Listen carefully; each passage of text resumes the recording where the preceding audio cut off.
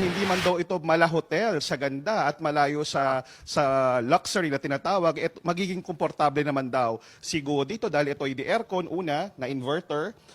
Bago po ang mga kutsyon, meron po tatlong single double. Sana all, no? Bago. Yan ang problema sa batas natin, ano? Pagka ganito makikita mo, parang nakakainis.